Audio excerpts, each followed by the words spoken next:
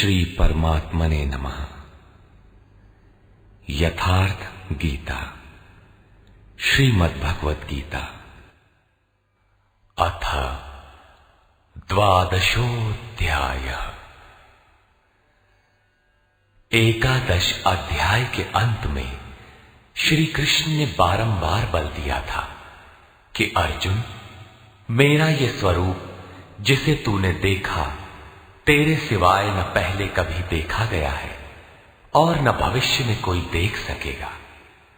मैं न तप से, न यज्ञ से और न दान से ही देखे जाने को सुलभ हूं, किंतु अनन्य भक्ति के द्वारा अर्थात मेरे अतिरिक्त अन्यत्र कहीं श्रद्धा बिखेरने न पाए, निरंतर तैल धारावत मेरे चिंतन के द्वारा ठीक इसी प्रकार जैसा तूने देखा, मैं प्रत्यक्ष देखने के लिए, तत्व से साक्षात जानने के लिए और प्रवेश करने के लिए भी सुलभ हूं। अतः अर्जुन, तू निरंतर मेरा ही चिंतन कर, भक्त बन। अध्याय के अंत में उन्होंने कहा था, अर्जुन, तू मेरे ही द्वारा निर्धारित किए गए कर्म को कर, मत परमा, अपितु मेरे परायण होकर कर। अनन्य भक्ति ही उसकी प्राप्ति का माध्यम है। इस पर अर्जुन का प्रश्न स्वाभाविक था कि जो अव्यक्त अक्षर की उपासना करते हैं, इन दोनों में श्रेष्ठ कौन है? अर्जुन उवाच,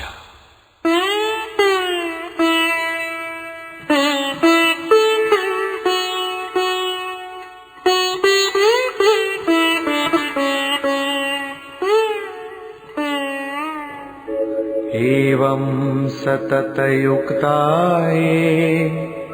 भक्ता स्वां पर्युपासते, ये चाप्यक्षरमव्यक्तम् तेषां के योगवित्तमाः।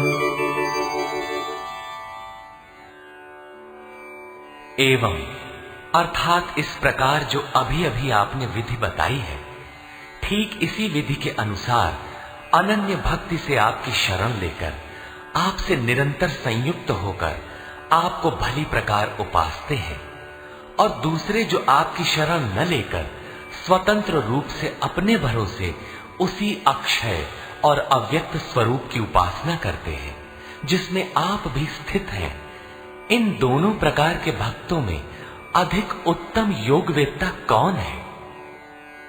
इस पर योगेश्वर श्री कृष्ण ने कहा, श्री भगवान उवाच,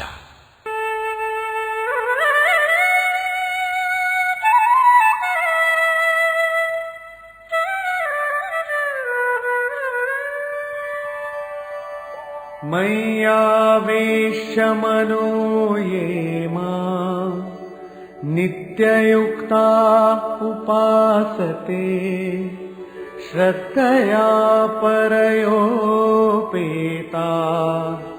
ते मे युक्ततमा मता। अर्जुन, मुझ में मन को एकाग्र करके निरंतर मुझसे संयुक्त हुए जो भक्तजन परम से संबंध रखने वाली श्रेष्ठ श्रद्धा से युक्त होकर मुझे भजते हैं, वे मुझे योगियों में भी अति उत्तम योगी मान्य हैं। ये त्वक्षरमनिर्देश्यम् अव्यक्तं पर्युपासते, सर्वत्र गमचिन्त्यं च कूटस्थमचलं ध्रुवम्, संयम्येन्द्रियग्रामं सर्वत्र समबुद्धयः, ते प्राप्नुवन्ति मामेव सर्वभूतहिते रताः। जो पुरुष इंद्रियों के समुदाय को भली प्रकार संयत करके मन बुद्धि के चिंतन से अत्यंत परे सर्वव्यापी अकथनीय स्वरूप सदा एक रस रहने वाले नित्य अचल अव्यक्त आकार रहित और अविनाशी ब्रह्म की उपासना करते हैं, संपूर्ण भूतों के हित में लगे हुए और सब में समान भाव वाले वे योगी भी मुझे ही प्राप्त होते हैं। ब्रह्म के उपर्युक्त विशेषण मुझसे भिन्न नहीं है, किंतु क्लेशोऽधिकतरस्तेषाम् अव्यक्तासक्तचेतसाम् अव्यक्ता हि गतिर्दुःखम् देहवद्भिरवाप्यते। उन अव्यक्त परमात्मा में आसक्त हुए चित्त वाले पुरुषों के साधन में क्लेश विशेष है, क्योंकि देहाभिमानियों से अव्यक्त विषयक गति दुखपूर्वक प्राप्त की जाती है। जब तक देह का भान है तब तक अव्यक्त की प्राप्ति दुष्कर है। योगेश्वर श्री कृष्ण सद्गुरु थे, अव्यक्त परमात्मा उनमें व्यक्त था। वे कहते हैं कि महापुरुष की शरण न लेकर जो साधक अपनी शक्ति समझते हुए आगे बढ़ता है कि मैं इस अवस्था में हूं, आगे इस अवस्था में जाऊंगा, मैं अपने ही अव्यक्त शरीर को प्राप्त होऊंगा, वो मेरा ही रूप होगा, मैं वही हूं। इस प्रकार सोचते प्राप्ति की प्रतीक्षा न करके अपने शरीर को ही सोहम कहने लगता है। यही इस मार्ग में सबसे बड़ी बाधा है। वो दुःखालियम अशाश्वतम में ही घूम फिर कर खड़ा हो जाता है, किंतु जो मेरी शरण लेकर चलता है वो ये तु सर्वाणि कर्माणि मयि सन्न्यस्य मत्पराः अनन्येनैव योगेन मां ध्यायन्त उपासते। जो मेरे परायण होकर संपूर्ण कर्मों अर्थात आराधना को मुझ में अर्पण करके अनन्य भाव से योग अर्थात आराधना प्रक्रिया के द्वारा निरंतर चिंतन करते हुए भजते हैं।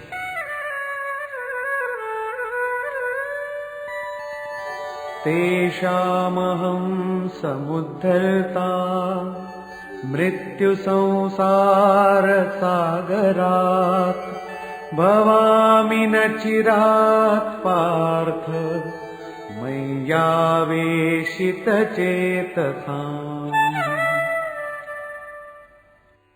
केवल मुझ में चित्त लगाने वाले उन भक्तों का मैं शीघ्र ही मृत्यु रूपी संसार से उद्धार करने वाला होता हूं। इस प्रकार चित्त लगाने की प्रेरणा और विधि पर योगेश्वर प्रकाश डालते हैं।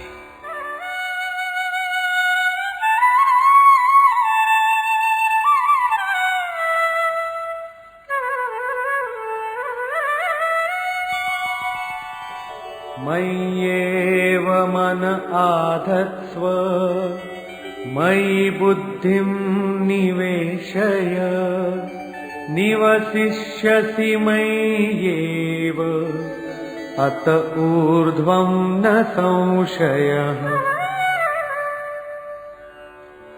इसलिए अर्जुन, तुम मुझ में मन लगा, मुझ में ही बुद्धि लगा, इसके उपरांत तू मुझ में ही निवास करेगा, इसमें कुछ भी संशय नहीं है। मन और बुद्धि भी न लगा सके तब, जैसा अर्जुन ने पीछे कहा भी था कि मन को रोकना तो मैं वायु की तरह दुष्कर समझता हूं। इस पर योगेश्वर श्री कृष्ण कहते हैं,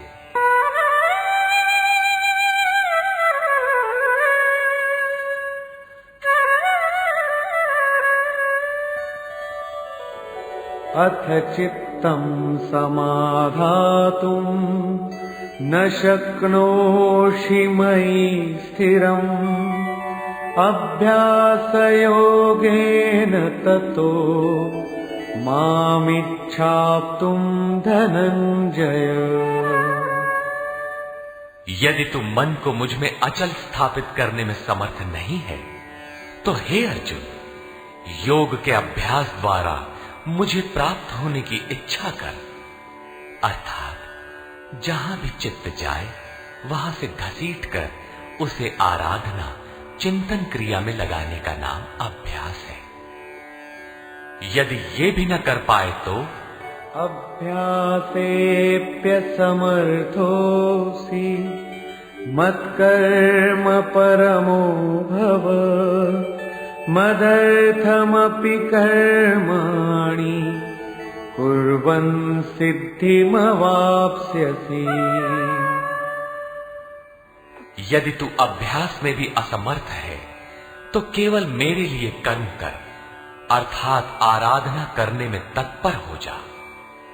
इस प्रकार मेरी प्राप्ति के लिए कर्मों को करता हुआ तू मेरी प्राप्ति रूपी सिद्धि को ही प्राप्त होगा। अर्थात अभ्यास भी पार न लगे तो साधन पथ में लगे भर रहो।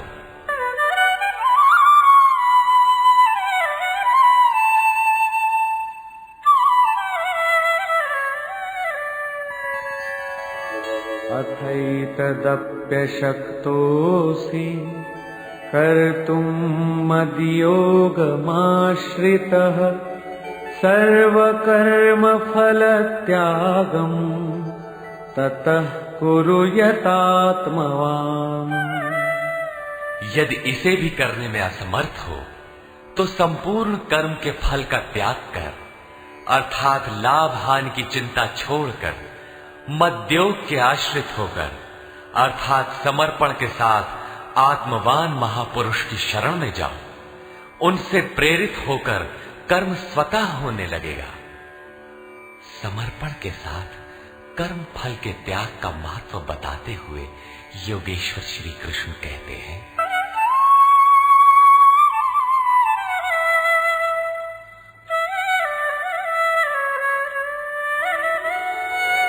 श्रेयो हि ज्ञानमभ्यासाच् ज्ञानाध्यानं विशिष्यते ध्यानात् कर्मफलत्यागः त्यागात् शान्तिरनन्तरम्। केवल चित्त को रोकने के अभ्यास से ज्ञान मार्ग से कर्म में प्रवृत्त होना श्रेष्ठ है। ज्ञान माध्यम से कर्म को कार्य रूप देने की अपेक्षा ध्यान श्रेष्ठ है, क्योंकि ध्यान में इष्ट रहता ही है। ध्यान से भी संपूर्ण कर्मों के फल का त्याग श्रेष्ठ है, क्योंकि इष्ट के प्रति समर्पण के साथ ही योग पर दृष्टि रखते हुए कर्म फल का त्याग करने से उनके योग क्षेम की जिम्मेदारी इष्ट की हो जाती है। इसलिए इस त्याग से वो तत्काल ही परम शांति को प्राप्त हो जाता है। अभी तक योगेश्वर श्री कृष्ण ने बताया कि अव्यक्त की उपासना करने वाले ज्ञान मार्गी से समर्पण के साथ कर्म करने वाला निष्काम कर्मयोगी श्रेष्ठ है। दोनों एक ही कर्म करते हैं, किंतु ज्ञान मार्गी के पथ में व्यवधान अधिक है। उसके लाभ हानि की जिम्मेदारी स्वयं पर रहती है, जबकि समर्पित भक्ति की जिम्मेदारी महापुरुष पर होती है। इसलिए वो कर्म फल त्याग द्वारा शीघ्र ही शांति को प्राप्त होता है।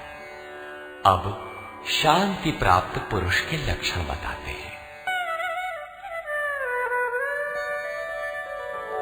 अद्वेष्टा सर्वभूतानां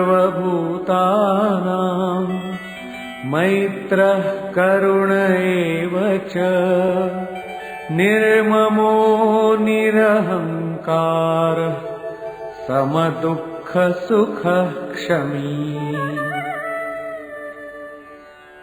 इस प्रकार शांति को प्राप्त हुआ जो पुरुष सब भूतों में द्वेष भाव से रहित, सबका प्रेमी और हेतु रहित दयालु है, और जो ममता से रहित, अहंकार से रहित, सुख दुख की प्राप्ति में सम तथा क्षमावान है।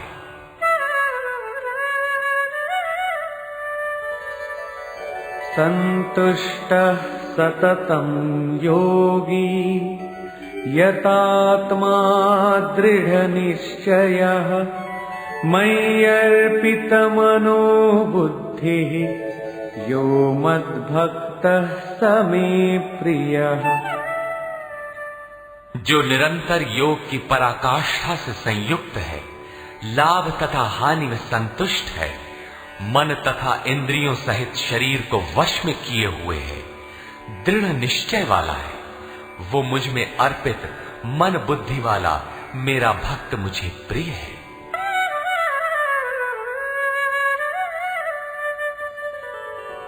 यस्मान्नो द्विजते लोको लोकान्नो द्विजते च यः हर्षामर्षभयोद्वेगैर्मुक्तो यः स च मे प्रियः।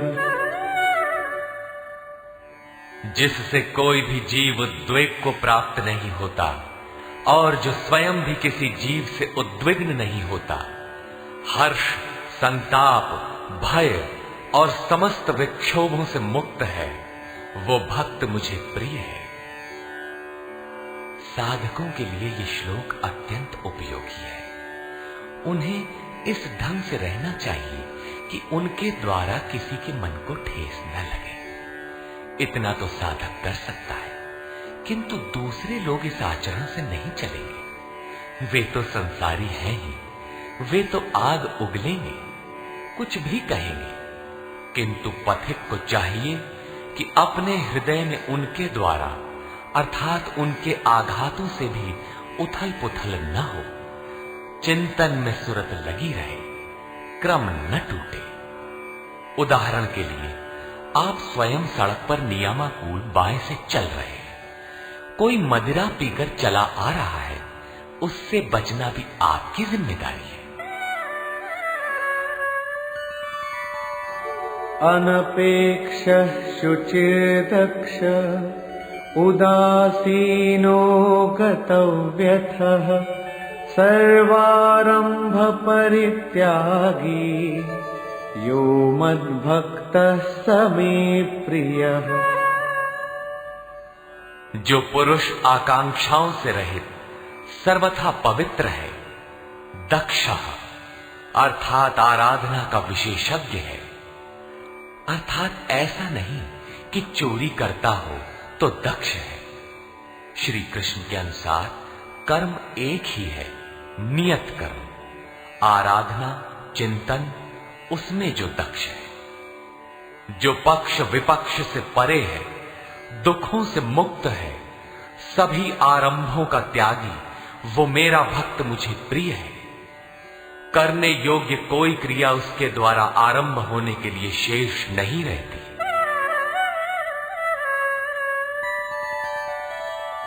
यो न हृष्यति न द्वेष्टि न शोचति न कांक्षति शुभाशुभ परित्यागी भक्तिमान्यः स मे प्रियः।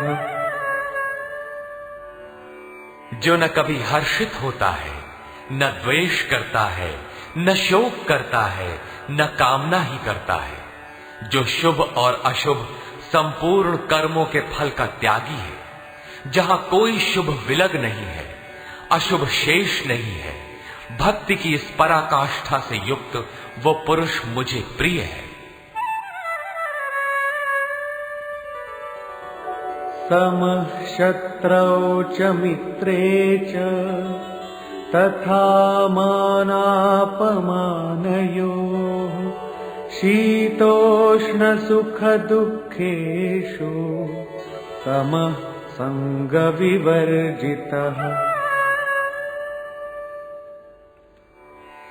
जो पुरुष शत्रु और मित्र में, मान तथा अपमान में सम है, जिसके अंतःकरण की वृत्तियां सर्वथा शांत हैं, जो सर्दी गर्मी सुख दुखादि द्वंद्वों में सम है और आसक्ति रहित है, तथा तुल्य निंदा स्तुतिर्मौनी संतुष्टो येन केनचित् अनिकेतः स्थिरमतिर् भक्तिमान् मे प्रियो नरः। जो निंदा तथा स्तुति को समान समझने वाला है, मननशीलता की चरम सीमा पर पहुंचकर जिसकी मन सहित इंद्रियां शांत हो चुकी है, जिस किसी प्रकार शरीर निर्वाह होने में जो सदैव संतुष्ट है, जो अपने निवास स्थान में ममता से रहित है, भक्ति की पराकाष्ठा पर पहुंचा हुआ वो स्थिर बुद्धि वाला पुरुष मुझे प्रिय है।